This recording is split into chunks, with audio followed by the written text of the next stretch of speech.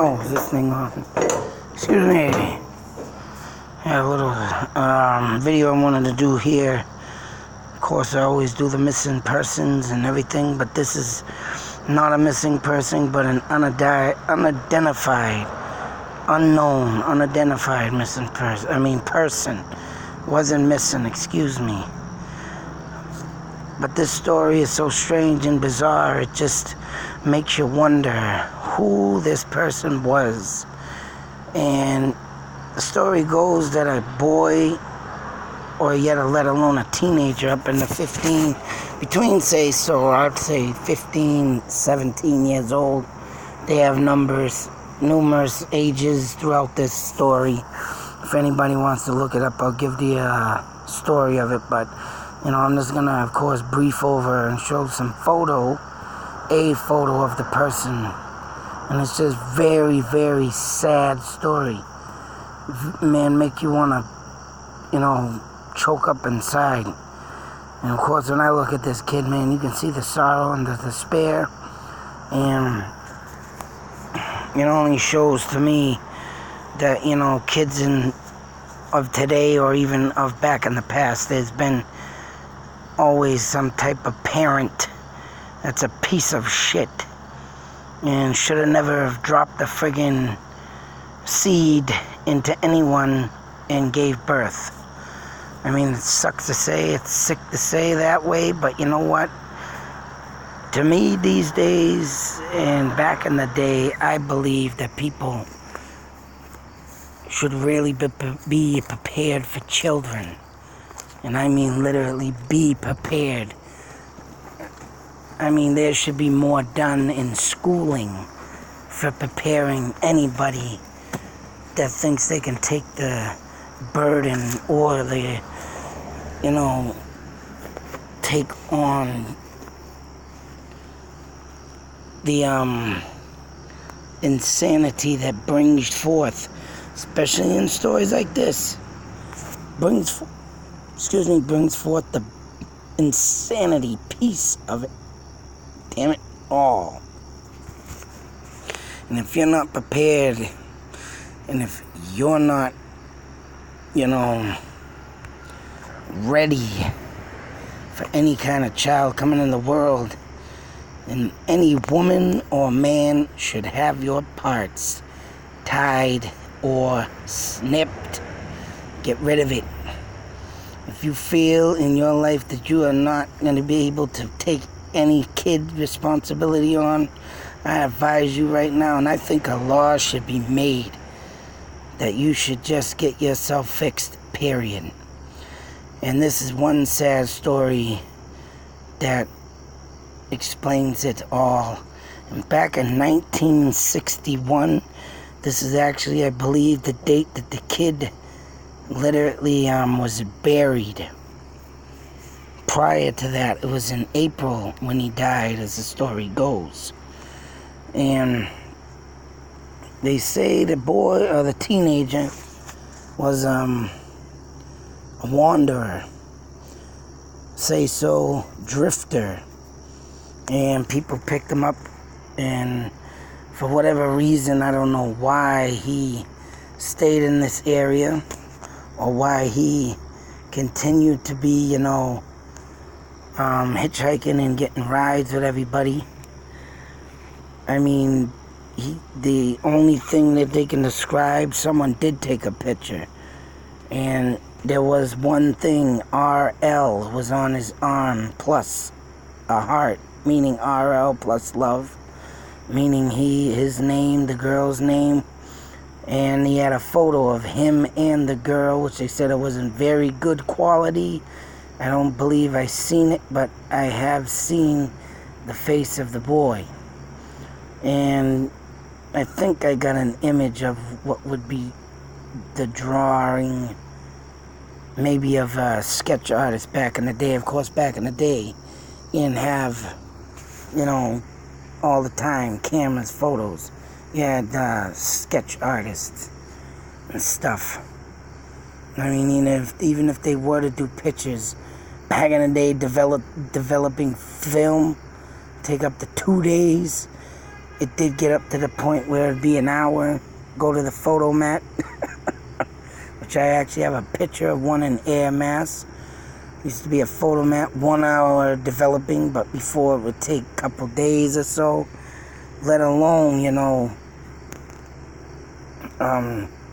making copies of it and blah, blah, blah. So, I don't know, but they did get a sketch artist supposedly. I don't know why, but rather than putting out pictures of the pictures, but yeah, making copies of them probably would have been very obsolete.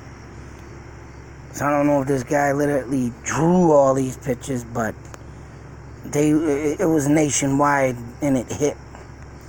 So here is the route, Riverbend Road. This is Riverbend Bridge. But mind you, the accident took place right here. As you can see, this little dirt road. This is where the original bridge took place. And the reason why I wanted to share this is because, man, I would love to go to this place and try to speak to the spirit, and I'm sure it still dwells in this river. So the last person to pick him up was driving this route. I don't know if it was north up the road or south down, but he was going to some hometown that he was, I believe, lived in, and the kid didn't mind where he was going. Getting in the hitchhike, like I said, boom, you take him anywhere. He'll stop, he'll probably go get in another car and go with them. And the story is that his parents divorced, got a separation or whatever, obviously left the kid to fend for himself. So here we are with bad parenting. And I mean, I could tell you, man, this kid, picture says 1,000 words, like I say. And to me, even though he is deceased in the picture, I mean, you can tell he looks, and I mean, it might be because of the blackness of the picture, of how I tried to enhance it so you could see the features good. Maybe spark someone's memory of that time. You never know, but everybody around that time is deceased now. 1961. But maybe fellow kids at that time maybe saw him. Whatever the case may be. Like I said, the guy, I don't know what in the hell happened, but for some apparent reason, this guy literally got out of the truck. Kid didn't survive. In some ways, to me, that seems pretty funny. But then again, you don't know. I mean, the kid could have been already dead when they hit, because they said in the autopsy that he had a bunch of broken bones in his neck. And his hand was broken in 2 places, I believe it said, trying to push her on the dashboard or whatnot, maybe for the impact.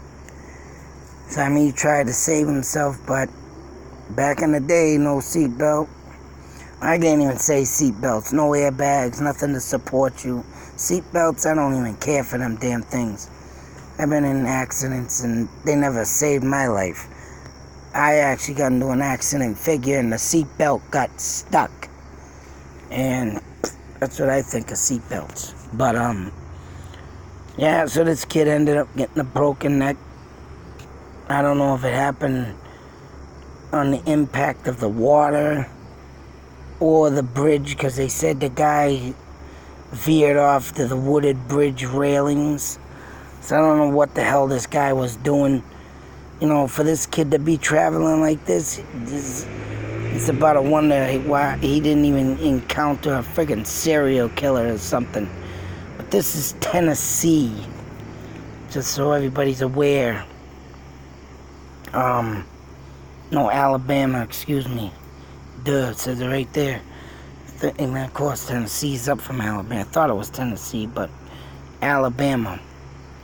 So, I mean, who knows who was roaming in them times in 1961, but whatever the case may be, it just sounds pretty funny when this guy picks up a hitchhiker, he's driving. I don't know if he was a drunk, maybe a town drunk. I'm not, there's nothing that specifically says what this guy driving did, or he didn't even have a story, let alone, oh, I got into an accident, the kid died, and I don't know what the hell. You think they say he busted the window out, the driver window. You think he grabbed the kid and pulled him up with him, but, funny things, man. Funny things. So, the kid was brought ashore. There was a rescue. Everybody was there, town people. There was a local there that lived near the Cahaba River. And, I don't know. Of course, the kid's dead. And like I said, he traveled all through Alabama, this area, supposedly. Nobody knew his name. He just said that when his parents split up, and this is the story, the full story, that they gave the kid an option. You can either go to a foster home or you can go into the military. And I guess the kid didn't want neither of that and ran away.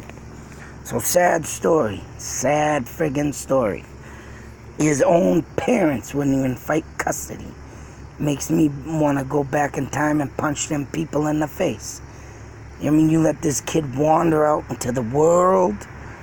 Obviously, they weren't doing their job. The kid had a pack of cigarettes. He's a smoker. He's already got a tattoo. He's in the middle of teenage years.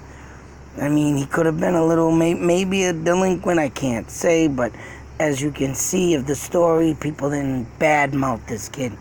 He was just a poor soul that was lost, and his dumbass parents gave up on him, just like they gave up on their marriage. And that man makes me sick. I've been in that kind of predicaments myself. Met people that way myself. I met a lot of people in time, boy. And this reminds me of some friends. But anyways, moving on. This is the article, if anybody wants to read it. Southern Lights. Young hitchhiker story may never be told. All they want is an identity. There is a thing update stating that they have dug him up in 2016, but DNA testing going to be done. It's already 2019. What's the scoop? Nothing I found yet. This is supposedly the sketch, I believe. They wanted to get a sketch with his eyes open because, like I said, they had a picture and they were closed. It was shown in a minute. There was numerous people that went to this funeral. There's even a woman that literally said, "That's my boy." But this kid here had blue. Her son had brown eyes. And it's like people wanted it to be their kid, but it wasn't. And they did say there was one certain lady, maybe a family member or someone who knew him, but she kept coming back a couple days, sat there. She could have been an aunt or something, who knows. But she never once stepped up to the plate to say, "Hey, I know this person." But the way they said they sat there, and the reporter that did all this said he observed her. And the way she was acting, they could tell something was there, but she didn't even want nothing to do with it. Here's the original photo. March 27th, this is 27th, 1961. Of course, his name, John Doe. And if you want to get a better look at it, this is the best I could enhance it. You want to pull the phone back like this, way down, to get better features. If you stick it in your face and you're looking, it don't look too good. But you pull it back, you get somewhat of a good feature of his face. So like I say, I like to always want to throw something out like this. I'm always on stuff like this. And man, just my heart and looking at this just gets crushed to think this kid was roaming by himself. Nobody to help him. And if he was in love, who knows what that girl meant to him. Who knows if even, he even got to even say if he was young, 15 to 16. Of course, back in them days, love without marriage was forbidden. So he probably said, "I'll be back to get you. I'm gonna find a job. He's probably thinking that he's gonna, step up his game, become a man. And what happens? He winds up dead. And the tattoo says it all. But then again, who knows if the tattoo meant something about his mother, or sometimes guys are all about their mother and hi mom type thing. But where he was found with a picture in his pocket, of course he had a love, and I think that was forbidden. And yeah, he had to leave on his own. This girl was probably underage. Back in the day, that was very common. I'm sure she couldn't have been any way younger than him. Probably the same damn age, but like I say, she was probably scared to run. And she didn't have no reason in her family probably to even run like he did. His parents gave up on him. This is what I say to people that give up on their kids. Unless you say so, they turn into child molesters, serial rapers, and if you were never involved or had anything and you just don't know where that came out of, man, that's wrong. But I mean, you just don't give up on your kid like that. And this kid I think he had a heart of gold, man. I could tell by just, him not saying much. Probably a shy, outgoing kid, but just didn't know, because not taught right by the parents. Just get up, oh, I'm leaving you. I mean, the kid was smoking, the kid had tattoos, I'm sure. Hey, he probably became a little rebellious, want to get out, but, come on. Yeah, sometimes it is, man, you don't know when you let go of your child, when you think they're ready and they're not. I mean, you gotta make them prepared. And this kid was not. Just jumping in with any old stranger, getting a lift, whatever he was trying to do. They said that he came from up north. I don't know, because he was wearing thick clothes. I mean, he could have came from Wisconsin, Canada, whatever the case may be, Michigan. Them are a lot of cold areas in the winter, boy. You get a lot of cold winters up there, freezing too, below zero. So I mean, he wasn't equipped for the southern, weather. So that's why, yeah, he was probably from north. But where is the issue? You got from Michigan over to friggin', like I just said,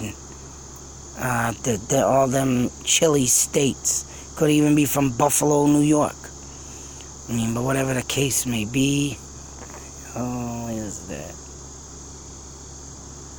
Wow, looks like something just plopped itself on that and disappeared. Huh. And that was weird. But anyways, I wanted to give this visual.